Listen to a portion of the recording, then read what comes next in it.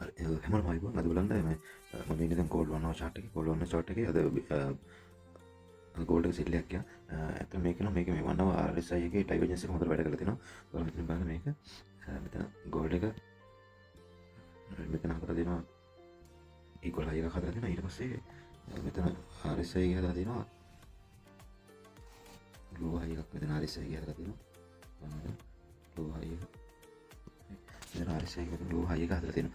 ඊට පස්සේ එතනින් bearish divergence එක මෙතන confirm වෙලා තියෙනවා. bearish divergence එක මෙතන confirm වුණාට පස්සේ මෙතන market එක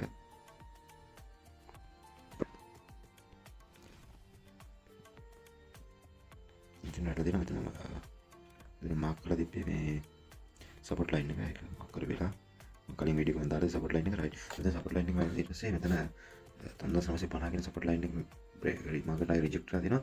ඒ කියන්නේ divergence එක මෙතනින් divergence එක මේ හරිය ඊට කලින් warning එකක් දීලා තියෙනවා බයිස්ලා මාකට් එක අයින් වෙනවා කියලා.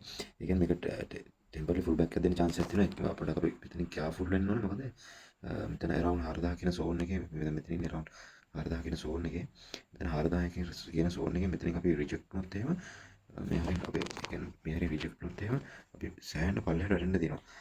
ගොඩක්. ඒකෙන්ද කට්ටිය ගොඩක් අවධානයෙන් ඉන්න